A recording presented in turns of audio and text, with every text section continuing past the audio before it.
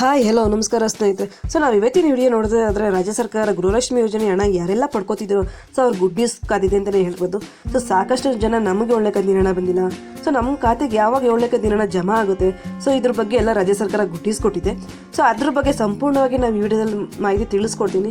ಆದರೆ ನೀವೇನು ಮಾಡಬೇಕು ಅಂದರೆ ಪೂರ್ತಿಯಾಗಿ ವಿಡಿಯೋ ನೋಡಬೇಕು, ಎಲ್ಲೂ ಕೂಡ ಸ್ಕಿಪ್ ಮಾಡದೆ ವಿಡಿಯೋನ ಪೂರ್ತಿಯಾಗಿ ನೋಡಬೇಕು. ಬನ್ನಿ ಫ್ರೆಂಡ್ಸ್, ವಿಡಿಯೋ ಶುರು ಮಾಡೋಣ. ಅದಕ್ಕೂ ಮುಂಚೆ ಇನ್ನೂ ನಮ್ಮ ಚಾನಲ್ನ ಸಬ್ಸ್ಕ್ರೈಬ್ ಮಾಡಿಲ್ಲ ಅಂದರೆ ಸಬ್ಸ್ಕ್ರೈಬ್ ಮಾಡಿ. ಈಗ ಯಾರೆಲ್ಲ ಸಬ್ಸ್ಕ್ರೈಬ್ ಮಾಡಿದ್ದೀರೋ ಥ್ಯಾಂಕ್ ಯು ಸೋ ಮಚ್ ಅಂತ. ವಿಡಿಯೋಗೆ ಬರೋಣ. ಗೃಹಲಕ್ಷ್ಮಿ ಹಣದ ಬಗ್ಗೆ ಬರೋದಾದರೆ ಸಾಕಷ್ಟು ಜನ ಗೃಹಲಕ್ಷ್ಮಿ ಯೋಜನೆಗೆ 7 ಕಂತಿನ ಹಣ ಬಂದಿಲ್ಲ ಅನ್ನಿಸೋ ನಮ್ಮ ಜಿಲ್ಲೆಗೆ ಬಂದಿಲ್ಲ. ನಮ್ಗೆ ಯಾವಾಗ ಬರುತ್ತೆ ಅಂತ ಕೇಳ್ತಾ ಇದ್ದೀರಲ್ವಾ. ಈಗ ಯಾರೆಲ್ಲ 6 ಕಂತು ರಿಸೀವ್ ಮಾಡ್ಕೊಂಡಿದ್ದೀರೋ ಅವ್ರು 7 ಕಂತು ಯಾವಾಗ ಬರುತ್ತೆ ಅಂತ ಯೋಚನೆ ಮಾಡ್ತಿದ್ದೀರಲ್ವಾ. ಅಂಥವ್ರಿಗೆ ಇದು ಗುಡ್ ನ್ಯೂಸ್ ಅಂತಲೇ ಹೇಳ್ಬೋದು. ಇಲ್ಲಿ ನೀವೇನು ಗೃಹಲಕ್ಷ್ಮಿ ಹಣ ಪಡ್ಕೋತಿದ್ದೀರೋ ಪ್ರತಿ ತಿಂಗಳು 2,000 ರೂಪಾಯಿ 2,000 ರೂಪಾಯಿ ಎಲ್ರಿಗೂ ಕರೆಕ್ಟಾಗಿ ಬರ್ತಾ ಇಲ್ಲ ಅಲ್ವಾ. ಇದು ನಿಮಗೂ ಕೂಡ ತಿಳಿದಿದೆ. ಯಾರಿಗೆಲ್ಲ 2,000 ರೂಪಾಯಿ ಬಂದಿಲ್ಲೋ, ಪೆಂಡಿಂಗ್ ಇದೆಯೋ, ಅವ್ರಿಗೆಲ್ಲ ಏನು ಸಮಸ್ಯೆ ಆಗಿದೆ, ಅದನ್ನೆಲ್ಲ ಮಾರ್ಚ್ ತಿಂಗಳಲ್ಲಿ ಕ್ಲಿಯರ್ ಮಾಡ್ತೀವಿ ಅಂತಲೇ ಲಕ್ಷ್ಮೀ ಹೆಬ್ಬಾಳ್ಕರ್ ಮೇಡಮ್ ಅವರೇ ಸ್ವತಃ ತಿಳಿಸಿದ್ದಾರೆ. ಮತ್ತು CM ಸಿದ್ದರಾಮಯ್ಯನವ್ರು ಕೂಡ ಭರವಸೆ ಕೊಟ್ಟಿದ್ದಾರೆ.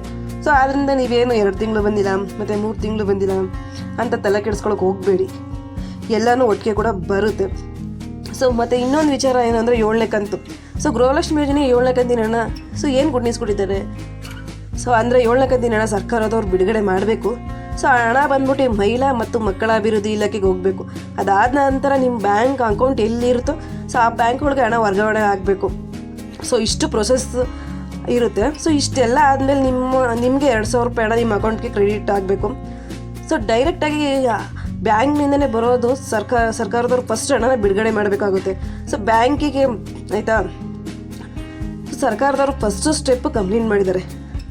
ಸರ್ಕಾರದವ್ರು 7ನೇ ಕಂತಿನ ಹಣ ನಿಮಗೆ ಕೊಡಬೇಕಾಗಿರೋದು ಅಂದರೆ 2,000 ಕೋಟಿ ಹಣವನ್ನು ಈಗ ಮಹಿಳಾ ಮತ್ತು ಮಕ್ಕಳ ಅಭಿವೃದ್ಧಿ ಇಲಾಖೆಗೆ ಹಣವನ್ನು ಬಿಡುಗಡೆ ಮಾಡಿದ್ದಾರೆ.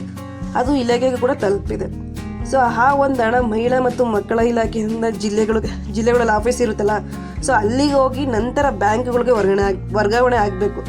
ಇದೆಲ್ಲ ಪ್ರೊಸೆಸ್ ಕಂಪ್ಲೀಟ್ ಆಗಬೇಕು ಆಯಿತಾ. 7ನೇ ಕಂತಿನ ಹಣ ಬಂದ್ಬಿಟ್ಟು ಮಾರ್ಚ್ ಮೊದಲ ವಾರ ಮುಗೀತಿದ್ದಂಗೆ ಜಮಾ ಆಗೋದಕ್ಕೆ ಶುರುವಾಗುತ್ತೆ. ಈ ತಿಂಗಳು ಜಾಸ್ತಿ ಏನು ಲೇಟ್ ಆಗೋದಿಲ್ಲ ಅನಿಸುತ್ತೆ. 7ನೇ ಕಂತಿನ ಹಣ ಬೇಗನೆ ರಿಸೀವ್ ಮಾಡ್ಕೊತೀರಾ ಆಯಿತಾ. ಈ ತಿಂಗಳು ನೀವು ಮಾರ್ಚ್ ಫಸ್ಟ್ ವೀಕ್ ಆದಮೇಲೆ ಜಮಾ ಆಗೋದಕ್ಕೆ ಶುರುವಾಗುತ್ತೆ. ನಿಮ್ಗೆ ಏನಾದರೂ ಗೃಹಲಕ್ಷ್ಮಿ ಯೋಜನೆ ಅಪ್ಡೇಟು ಇದೇ ರೀತಿ ನಿಮ್ಗೆ ಬೇಕು ಅಂದರೆ ನಮ್ಮ ಚಾನಲ್ನ ಸಬ್ಸ್ಕ್ರೈಬ್ ಮಾಡಿ, ಒಂದು ಲೈಕ್ ಕೊಡಿ, ಸಪೋರ್ಟ್ ಮಾಡಿ friends. Thank you so much.